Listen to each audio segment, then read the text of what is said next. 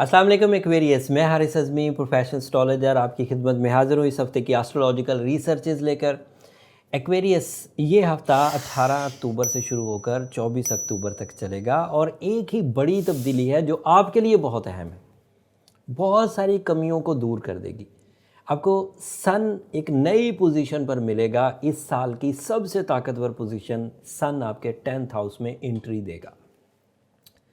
10th angle पर आकर वो ज़िंदगी के बड़े शोबों को सपोर्ट करता है, जैसे कैरियर, जैसे सोर्स ऑफ इनकम, जैसे इन्वेस्टमेंट, जैसे मटेरियल एडवांटेजेस, जैसे रिवॉर्ड लेवल डेवलपमेंट, जैसे प्रॉफिट्स। इन सब सेक्टर्स को वो डेवलप करेगा। और अल्लाह ताला ने इसके ज़िम्मे ऐसा ही लगाया है, जैसे किसी एंगल पर ये सिर्फ हेल्थ को सपोर्ट कर रहा होता है, किसी एंगल पर ये सिर्फ आपकी पर्सनालिटी को सपोर्ट कर रहा होता है। लेकिन this is a crown area of your जायचा, ऑफ योर ऑर्बिटल मूवमेंट, जहाँ पर ये आपके मटेरियल साइड को सपोर्ट करेगा। और ये इस साल 2020 की सबसे अच्छी पोजीशन है एक्वेरियंस आपके लिए। इससे पहले 10 महीनों तक जो कोई गम आपके साथ माली तौर पर, नुकसानात के तौर पर, कैरियर डेफिशिएंसीज़ के तौर पर, जॉब के चले जाने से, कारोबार के नुकसान हो जाने से चिपक गया था गम, वो सूरज के अब 10th हाउस में अपीयरेंस से आपकी कामयाबियों की सूरत में वो आपकी ज़ात से वो गम और वो नुकसानात दूर भागेंगे। सन जैसे ही 10th हाउस में दाखिल होगा, इसके इंडिविजुअल अदरवाइज एडवांटेजेस भी हैं ज़ाती नौइयत के, जैसे आप ज़्यादा ब्रेव, ज़्यादा अफेक्टिव, ज़्यादा ड्यूटीफुल, ज़्यादा एहसास रखने वाले, ज़्यादा बिग डिसीजंस लेने वाले, हाई विजन्स के साथ ये भी स्टार्ट हो जाएगा। और इसके कंबाइन एडवांटेजेस क्या हैं कि आप अपने बुज़ुर्गों की कदर करने लगेंगे, सीईओज़ आपकी कदर करने लगेंगे, बॉसेस के साथ आपके ताल्लुकात अच्छे होंगे, कुलीग्स के साथ आपके ताल्लुकात अच्छे होंगे, डीलर्स के साथ आपके ताल्लुकात अच्छे होंगे। If you are a businessman तो बिज़नेस डील्स का बनना, बिज़नेस कम्युनिटी में आपका फेस वैल्यू जनरेट होना, these are the possibility. And तीसरा इसका एडवांटेज ये है कि इसी 10th हाउस में मरकरी रेट्रोग्रेड था, जो आपकी राइटिंग स्किल्स, जो आपकी डॉक्यूमेंटेशन डिफ़िकल्टीज़, जो आपकी एक्सप्लेनेशन डिफ़िकल्टीज़ की वजह बन रहा था, वो भी सन के अपीयर होने से रिकवर हो जाएगा। सो मरकरी की रेट्रोग्रेशन जो नेगेटिव इम्पैक्ट डाल सकती थी सूरज की अपीयरेंस 22 अक्टूबर के बाद, वो मरकरी की रेट्रोग्रेशन आपको तंग नहीं कर पाएगी। इसका और बड़ा फ़ायदा सुने, sun is creating some sudden gains.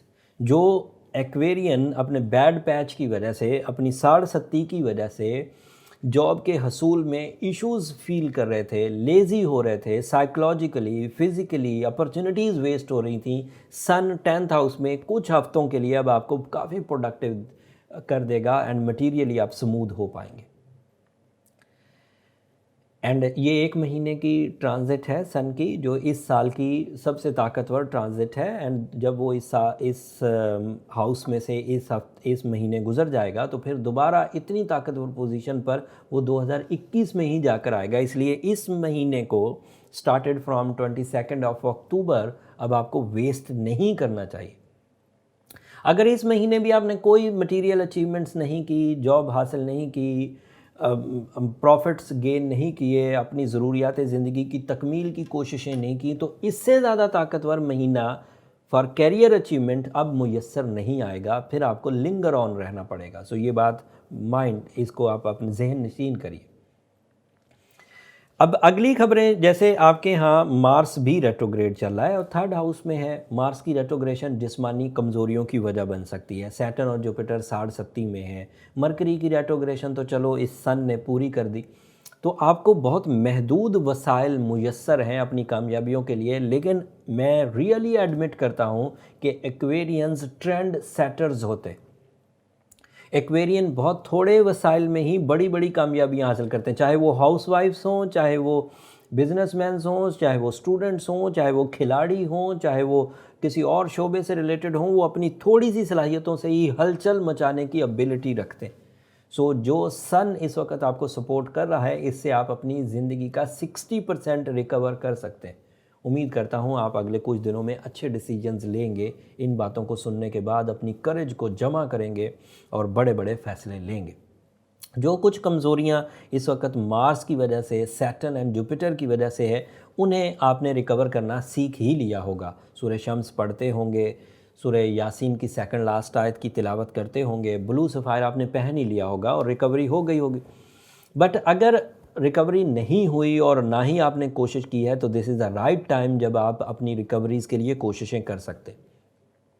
और वो एक्वेरियंस जो ये रिकवरीज़ करने के बावजूद अभी तक ठीक नहीं हुए, उन्हें अपने पर्सनल चार्ट की तरफ जाना चाहिए, ताकि ये फाइंडिंग हो सके कि रियल प्रॉब्लम है कहाँ पर। बाय बर्थ कोई इशू चल रहा था, कोई एस्पेक्ट्स बुरे हैं, कोई ट्रांजिट सीज़न बुरा चल रहा है जिसकी वजह से आप ज़्यादा प्रॉब्लमेटिक हो रहे हैं, रिलेशन डिस्ट्रॉय हो रहे हैं, हेल्थ डिस्ट्रॉय हो रही है, तो उस वो जो पर्सनल कैलकुलेशंस हैं, बर्थ चार्ट कैलकुलेशन, उससे ये चीज़ें क्लियर हो पाएंगी। उसके लिए नंबर ये नीचे चलते रहते हैं, एक्वेरियंस आप उन पर रब्ता करके अपनी अपॉइंटमेंट ले सकते हैं, बट वो फ्री फोरम नहीं है। उम्मीद करता हूँ आप अंडरस्टैंड करेंगे। अगले हफ्ते मेरे पास वीनस से रिलेटेड कुछ खबरें हैं। वीनस आपके इमोशंस का रिप्रेजेंटेटिव है, वीनस आपके रिलेशंस का रिप्रेजेंटेटिव है, वीनस आपकी लव लाइफ, वीनस आपकी लाइफ पार्टनरशिप का रिप्रेजेंटेटिव है। अगले हफ्ते उसमें तब्दीली आएगी और उस तब्दीली का आपकी ज़ात पर, आपके मामलात ज़िंदगी पर क्या असर होगा, वो तफसील अगले हफ्ते बयान करूँगा। तब तक के लिए इजाज़त दीजिए। जाते जाते मेरी 2 दरख्वास्तें हमेशा की तरह। एक, अगर मेरी ये टाइम बिहेवियर रिसर्चेज़, मेरा ये वक्त और कैलेंडर समझाना आपके लिए कुछ मुफीद हो रहा हो, तो हमें अपनी दुआओं में ज़रूर याद रखिएगा। चैनल को भी ज़रूर सब्सक्राइब कर लीजिएगा। आपकी सब्सक्रिप्शन मेरी और मेरी टीम की हौसला अफजाई की वजह बनती है। अगले हफ्ते वीनस की तफसील के साथ आपकी खिदमत में दोबारा हाज़िर होऊंगा। तब तक के लिए अल्लाह ने के बाद।